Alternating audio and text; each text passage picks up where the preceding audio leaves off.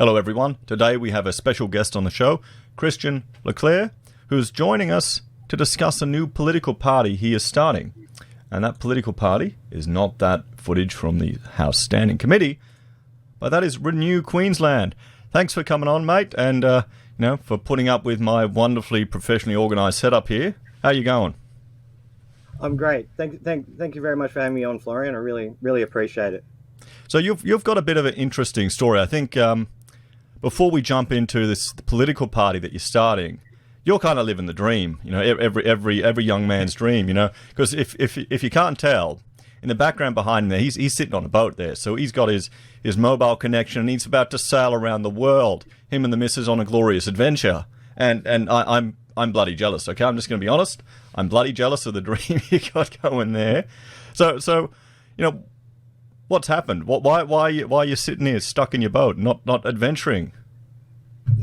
Well, I mean, it started probably about nearly 6 years ago now. I was heading up the R&D section for a defence contractor, and we were doing some testing over in Italy. And I was sitting at Fiumicino Airport talking to my girlfriend on the phone, and we were both sort of talking about we're not seeing each other anymore, and what the heck are we doing?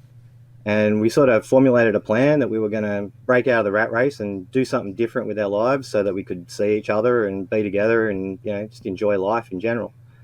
And so we came up with a plan. We were going to sail around the world, and, we located a boat and, bought that, and then, figured out how to sail it and all the rest of it, and been working on it, getting it all ready to go. And boats are never done, as anyone that has a boat will know. And we'll just intending to head off, and that was when COVID hit. And not so much necessarily that it was COVID itself, it was the government reaction to COVID. And the lockdown, the not being able to travel, it's just been a real sort of cutting our plan. And I kept thinking constantly, it's like, it's going to get better. It's going to turn around. Everyone's going to change their mind. Everyone's going to come to their senses. We can all go back to work. We can all go back to travel. We can all go back to how it was. And instead, it's just got tighter and tighter and tighter. And I just realized if we don't do something, nothing's going to change. We just have to do something. And so this is my something. I'm not, I'm not a media personality. I can't, tweet out. I don't have 1 million Instagram subscribers or anything like that. But what I can do is start a party. What I can do is, encourage people to take a stand, to take action. And the vote is the most powerful thing that we have. It's the only way to affect change. So starting a political party, that wasn't part of the dream. It wasn't buy the boat, sail around for a couple of weeks and then boom, get into politics and build a career from there. This is kind of, a reaction to what's going on in the crazy world, isn't it? 100%. Like, this is not necessarily something that I particularly had always dreamed of doing. I'd always followed politics, but I hadn't had designs on having a career in politics. I'd sort of taken how awesome Australia was for granted, deal with the inconveniences and the inconsistent laws and, bureaucracies doing whatever they feel like, and just kind of sludging through life the best you can, but still had an amazing life. I've had so many opportunities, and it's gut-wrenching to see what's been done to the state and the country as a whole. And it's, the complete lack of commentary by the media in particular, that no questions can be asked, no comments can be made. It's so shocking. And the only way that we are going to fix this is by making a change.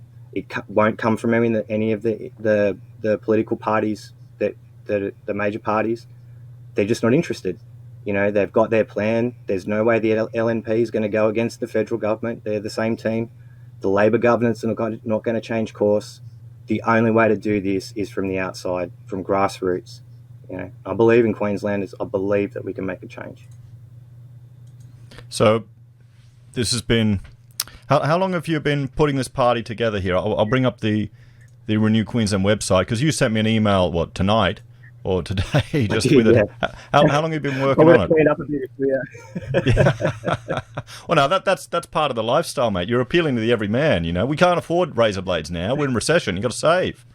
You know, Well, that's good. I'll use that excuse for staying barefoot all the time. Or I That's it. can't afford shoes. yeah.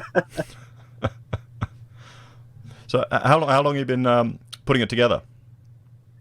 It's sort of I started looking at it a couple of months ago, and I still was sort of doing the sleepwalk. It's going to change. It's going to change. And then the last month, I've been really hard on it to get the Constitution done. The people at the Electoral Commission have been fantastic. They've been so super helpful, so that I could get the Constitution sort of up. So we just need to get those 500 people up, to get going. See, that's the thing we have here in Queensland that some people may not be aware. We don't have an upper house. We only have the single house here in Queensland. So the party gets control of that. It's pretty much sailing through all the time. But it also limits our options of who to vote for as well. So I'm encouraged that you're stepping up and getting involved, because it gives people more choice. And well, that's it, 100%. And if you don't, your vote means nothing if there's no choice. If the party's saying basically the same thing, what difference does it make? Doesn't matter who you vote for. So then, again, this is the idea, as I said to you before, it's ambitious. We're going to try and run someone in every seat. We need to make this change. It's we've got to get back to work. We've got to get back to work. I can't put it any other way. It's that simple.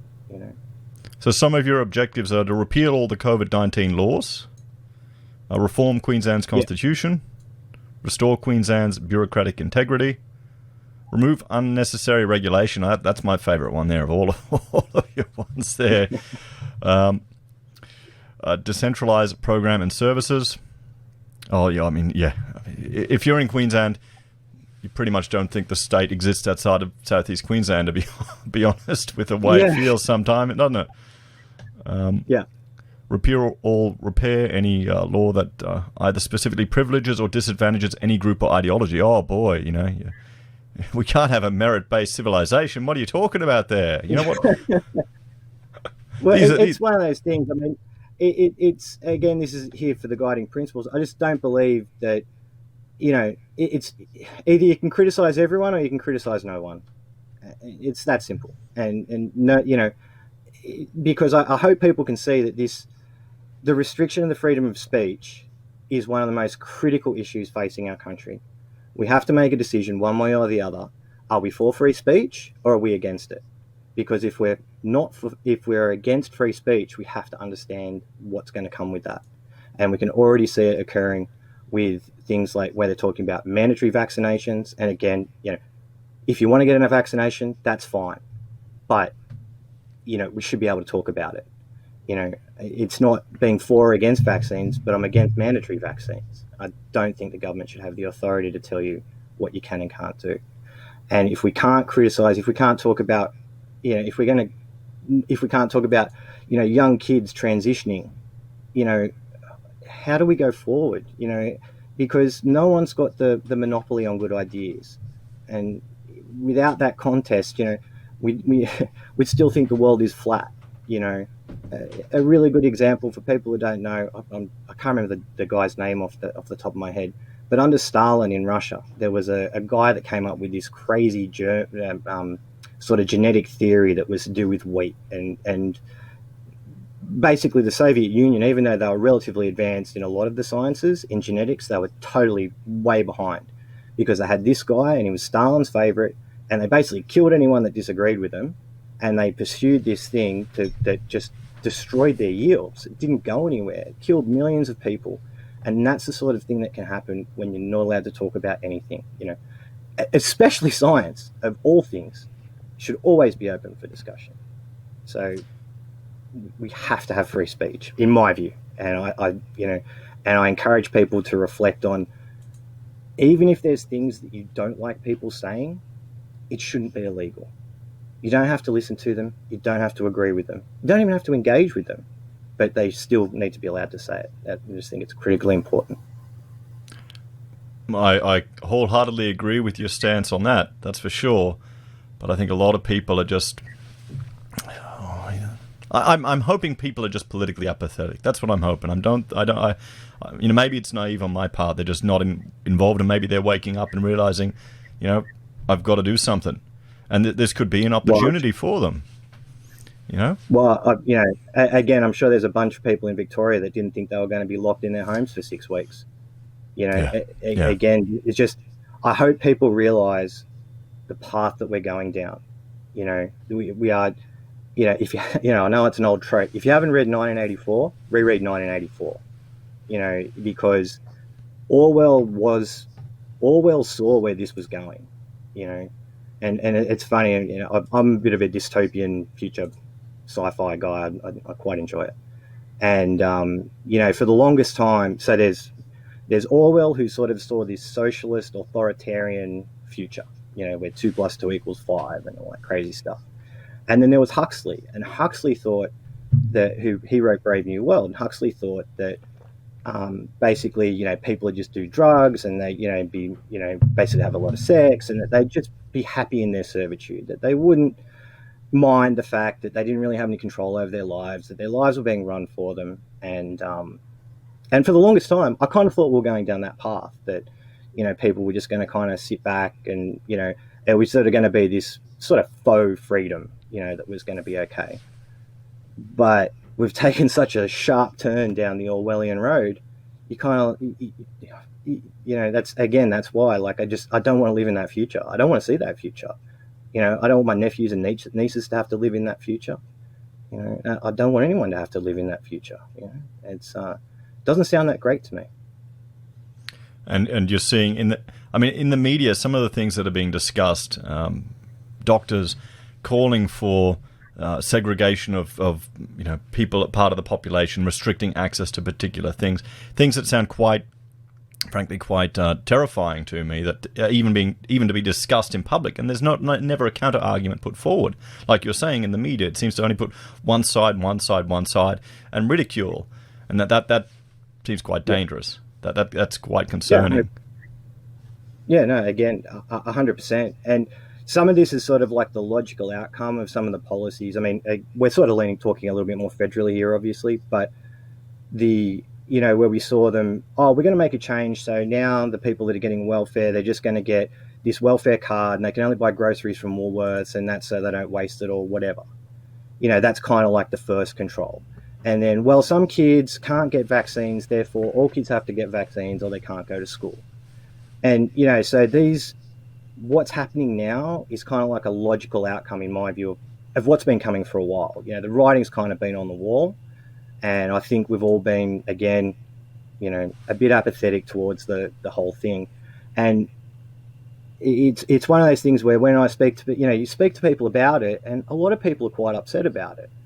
But again, it sort of comes back to, she'll be right, mate. And while I'm a big fan of the she'll be right, mate, unfortunately, I don't think it will be this time. It's interesting when you speak to some people, even if they are concerned, that there's still sort of that, it'll be all right. It'll be all right. It'll work itself out. I don't know that it will. I don't know that it will this time. We've taken such a massive turn that I fear we're just, sleepwalking our way into a real authoritarian nightmare. Again, even when you look at New Zealand and what's happening there, the laws that Ardenn's been passing, this is insane. Who would have thought that in a civilized Western democracy, you would allow the police to basically just knock down your door and drag you out of the house? That's the law that they've got. And it's on suspicion of COVID. It's not even, you've only been on tested suspicion. And be quarantined. Yeah, it's just suspicion. They don't have to have. They don't have to have proof. So if you've been to say a restaurant and someone's tested positive or whatever, and then you've written your name down like good Joe citizen, well, they can literally go and drag you out of your house and put you on quarantine because you might have COVID. You might be a spreader. You might, but it doesn't matter. There's no process. Again, even Victoria, I'm not 100% sure on what's going on there, but my understanding is, again, they can go and drag you out of your house and put you in quarantine. And I don't think anyone should be okay with that. You know, I don't think anyone should be okay with locking people in their houses either. But you know, here we are. It's getting to a point where, you know, I'm getting comments from professionals going, oh, you know, watching a video I did about the Great Reset, where normal people are sounding like conspiracy nutters now. You know, all the crazy thing that's going on. If you had have said, you know, just a year ago, oh, you won't be allowed to move more than 5 kilometres from your house in certain parts of Melbourne because the government says so, people would have looked at you like you're bloody nuts. They wouldn't have taken you seriously. But now we're living through it. I remember when it sort of first came up, and they were talking about, you know, telling people to isolate, you know, and there's some people that, you know, might have it and they've been requested to stay at home, and we're going to force them to stay at home. We're going to send around the police. I remember laughing. They don't have the authority to do that. They're just grandstanding. What sort of craziness is this? They don't have the authority to go and lock you in your house. Well, yeah, here we are, you know. And I think my hope is by being able to do this and encouraging, you know, I encourage people to really think about this is, you know, there was a nurse that my girlfriend knew, and she was driving to work early, and she got pulled over by the police. It was like 5 a.m. and basically got asked for her driver's license. Where are you going? Why are you on the road? What are you doing? And she's like, I'm a nurse, I'm going to work. And it was kind of like, well, you know, we'll be the judge of that, you know, whether you can be on the road or not. And it's like, I hope everyone doesn't have to have that sort of wake-up call.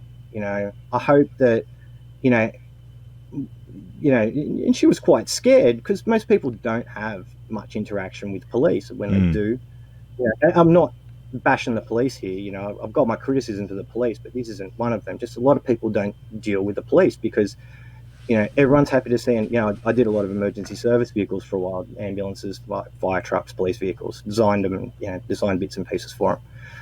And, you know, people are happy to see the ambos. They're happy to see the fire engine. You know, even though it's mid-calamity, they always feel like it's relief. But people aren't used to dealing with the police. So when all of a sudden you have to go and deal with the police and they're kind of being aggressive and in your face about stuff, for a normal person, that's a scary thing. You know, they're not used to it. So, you know, I hope people don't have to find this out the hard way. You know, I hope people don't have to find out the hard way that they thought they were all right until they're dragged out of their house. Because if there's one thing that I am sure about, it's that Queensland has had a light touch because they have an election coming. And I'm pretty sure we'll all get victoriated after the election's over.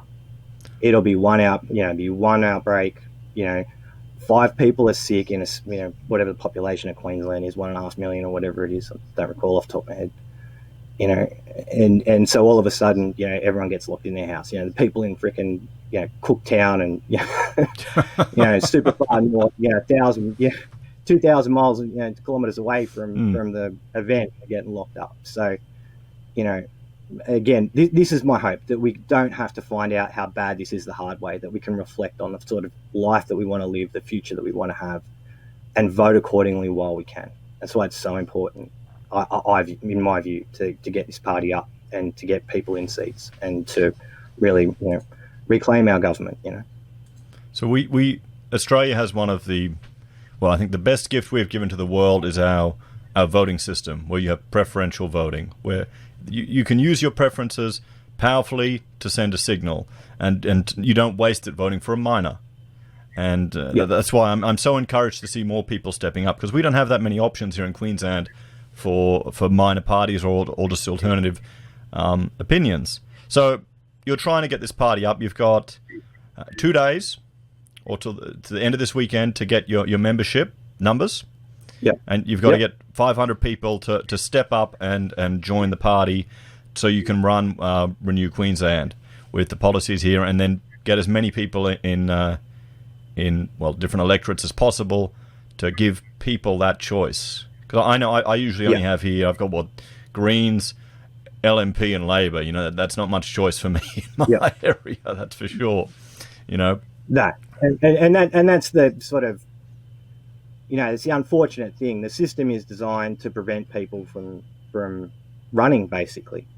You know, and I mean, you know, my girlfriend actually works in elections. She does election support. She's over in PNG at the moment, assisting over there. And, you know, it's funny in Australia. I mean, I suppose most Western countries to a certain extent, but, you know, this view that there's only, you know, sort of two parties or whatever, you know, but you go see some of these other countries like PNG, you know, there'll be 50 candidates almost for every seat, depending on what's going on. And, you know, it's kind of the ultimate irony is like, you know, you'll see them like queuing up in, you know, 35-degree, you know, 120% humidity for hours to go and cast their vote because they think it's so important because they haven't had it for that long. And they all care, you know, they all really care about what's going to happen to their country. My partner was over there for the Bougainville referendum recently, and she was working on that. And that, you know, and there was a civil war basically in Bougainville, and it was a tough time for them. And eventually there was sort of a peace agreement. Part of that was that they got to be an autonomous region, and part of that agreement was that they then got to have a referendum on independence. And so that referendum went ahead, and you can find the footage on YouTube, and I would encourage anyone to go and have a look. But at the end of the when the votes came in, it was something crazy like 96% for independence, something along those lines. And if you know the history, you understand why. And they all burst into the national anthem spontaneously, and they had those beautiful Pacific Melanesian voices just singing a tune. And you know, but they got to choose their future, and they could choose their future through voting, and we can choose our future through voting. You know, but the only way we can do it is if we have the choice, and that's why. Please sign up. I don't know if that was a good segue or not, but yeah, please sign up. So if people are interested in signing up for Renew Queensland, what should they do? I've got the website up here. Should they jump on the website? You've got your number here, pop an email. Yeah, no, jump on the website. They're always welcome to pop me an email through contact or whatever, but, you know, you can either, there's the register button at the bottom of the page there, or there's a link at the top of the page. It'll take you through the, that's not working again, is it? Okay. Yeah, sorry. Okay, in that case, just go to the top. I just fixed it before. I don't know why it's breaking. If you go to the link at the top, I apologize. Oh, don't worry. That's the way, you know, these are internet, mate. I know what it's like. Yep. Yeah, I just fixed that. So if you can just send your details, all those fields are required because they're required by electoral law. So, you know, and again, we have the privacy policy, and they will check your name against the electoral roll to verify that you're an actual registered Queensland voter. So, one thing that I will mention is if you do join up, whatever address you're enrolled under, please use that address, because some people are still enrolled under an old address. They give a new address. So please try and do that, because if the addresses don't match up, they won't accept it as a number. So you don't have to be a Queenslander. Anyone in Australian can sign up for your party? Just needs 500 signatures, 500 members? Yeah, it won't count towards the total membership, but if anyone's interested in helping support us and, you know, in whatever way, then they're more than welcome to join. You know, the original sign up now, there's no fee, no cost or anything like that. It doesn't commit you to voting for us in any way, but it just allows us to get registered and get started. There will be a paid membership down the line for full membership, which gives you a few more rights than you do as an associate member, which is what you're joining as now. So, but the focus right now is to get it up and running, and then, you know, really leverage as much support as we can to get our message out, you know, get people running, and and hopefully, you know, renew Queensland. So, and you're also looking for people that might align with the arguments that you're putting forward, that are, you know, encouraged by what you're saying that may want to step up and represent Renewed Queensland around the state? You're looking for candidates as well? We will be, yeah. Yeah, so if anyone's interested in being a candidate, we'll make an announcement. We can contact you back out through the site. Like I said, we'll be looking for someone in every state. Well, eventually maybe, but for now, for every electorate in Queensland.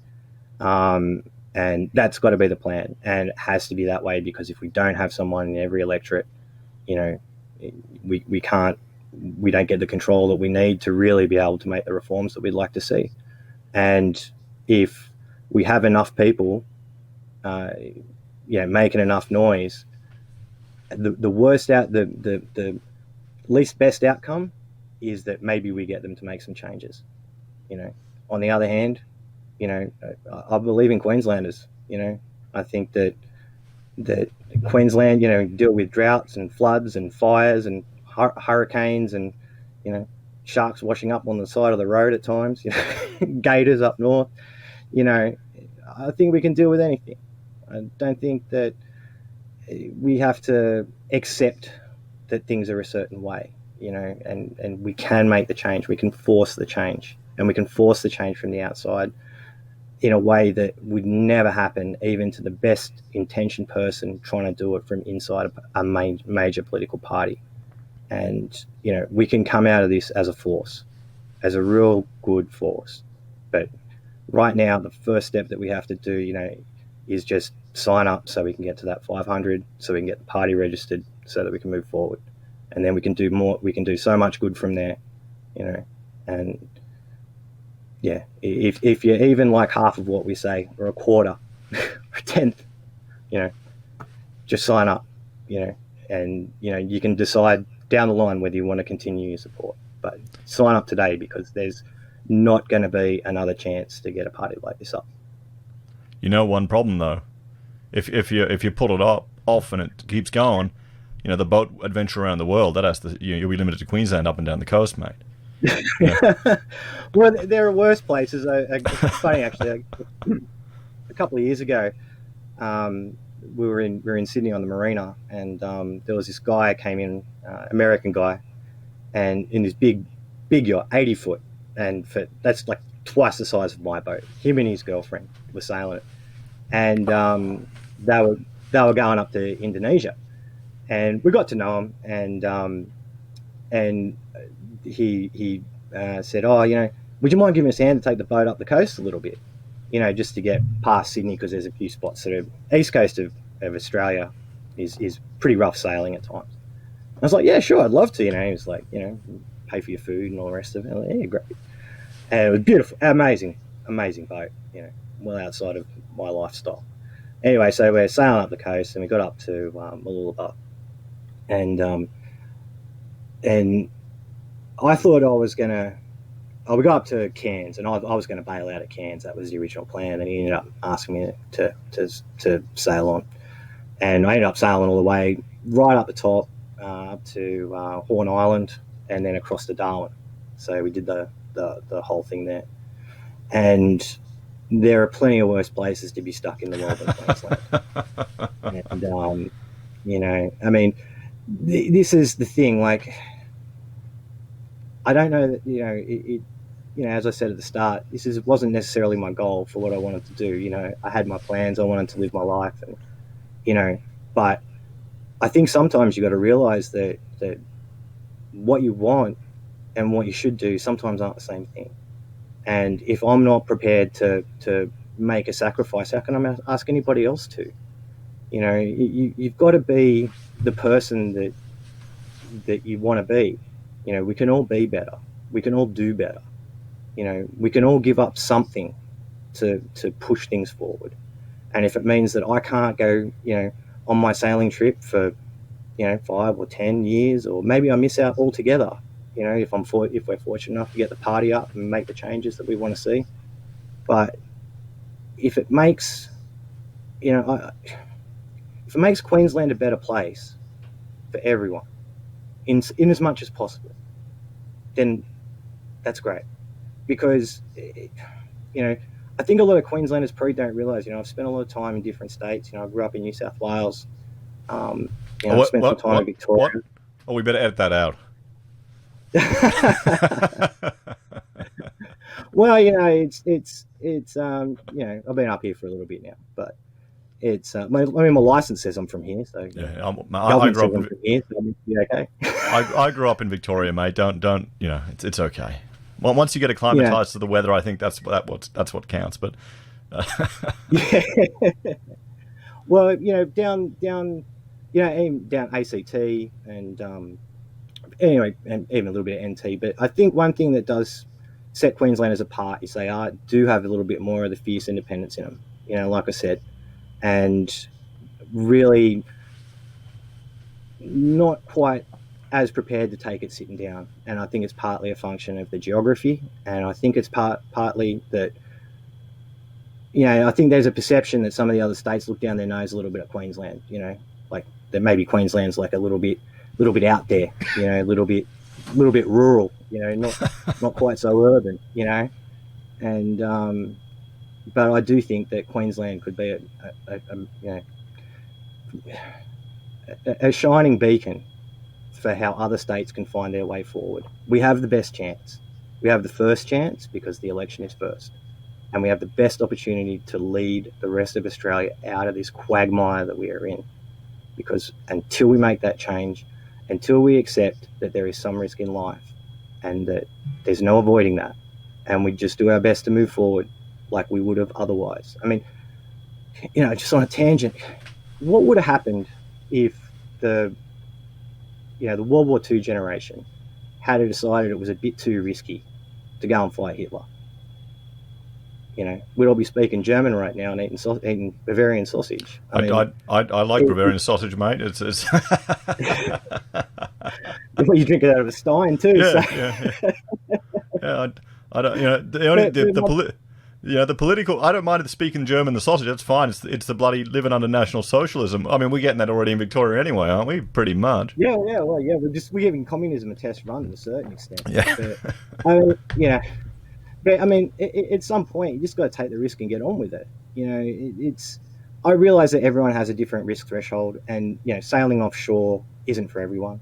You know, but I enjoy it. I love the risk. You know, there's a certain risk that goes with it, and if you know, there's a myriad of ways that this could have been handled that wouldn't have resulted in destroying our rights. You know, there's countless ways, and what it comes down to is why are we destroying so many lives to save so few? It just doesn't make any sense to me. And that may sound callous, but you know, at the end of the day, no one gets out alive. You know, and I just still can't understand how we got. Well, I can understand it. I think it's an inevitable outcome of safety culture. You know, where everything has to be uber safe and we have to bubble wrap trees and you know, no one can take any risks and you know and so this is like the logical outcome of that. You know, this sort of no risk, but yeah. So if we aren't prepared to take those risks, and maybe people aren't, and again, that is what a democracy is about. And if the majority of people don't want to take the risk, well, I guess that's the way we go. But I just don't think that's the way the majority of Queenslanders think. I think a good takeaway from what you've said, you know, the journey you had yourself on. Now you realise, you know, leaving the government alone, they'll leave you alone. That's not the game anymore. And I think a lot of people have kind of been on that path through their life, thinking, okay, the government can do their thing, I'll do my thing, it'll all be good. But no, now they're starting to step on us a bit. Now they're starting to put pressure on us. Now they're taking away our rights, and it's time for people to step up and become politically activated. So it's very encouraging to hear that you've taken the jump, that you know you're pushing forward with getting Renew up and running, and I mean, thank you very much for joining me tonight to have a talk about this. And I'll link to the website here, so people who are interested can get in touch. They can sign up, and you know, the more options we have, and the more people who appreciate the fact that we can, you know, use our preferences for good, the better. So, you know, Christian, thank you very much for coming on, mate. Is there anything else you want to say or you want to add? Because I think you've done quite well and given people an overview of everything. Yeah, thanks, mate. Look, I think, like I said, the you'll see on the homepage, it's repeal the COVID-19 laws, restore our rights, and renew Queensland. And if you can agree with all of that or any of that, please sign up. You know, this is the only chance we got. So once don't think, if you're thinking you might, just go ahead and do it. Just get on the site and please sign in. Because they've got two days to sign up by the 22nd. Yeah, basically. And if we miss our target, well, at least we gave it a shot. But don't wait, because it's not like it's not because I just don't want to do it after that date. It's just because that's the limit. I can't do it after that. So I should have, So I guess on that, don't make the mistake that I made of thinking it'll all be all right and I can wait, because, if I had kicked it off a little bit sooner, it wouldn't be in quite so much of a rush right now. Oh, well, time pressure's a good thing, mate. It helps you get that project done right at the last minute. I mean, come on, it's efficient. It's efficient. I haven't been off my computer for too long now. I'm going to get outside again, get some vitamin D into me again. Oh, you're an engineer, mate. You're a problem solver. You got this much time. The project expands to that much time. That's it.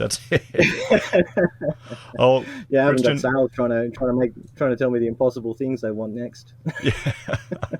Well, mate, thank you very much for having the chat with me tonight. Wish you the best of luck, and keep in touch and let us know how it goes. Will do, mate. And thanks again. I really appreciate you giving me time to get on. And as I said, to anyone that's even slightly interested, please come and sign up. And we can get back to work. Fantastic. Take care, mate. All the best. You too, mate. Thanks again.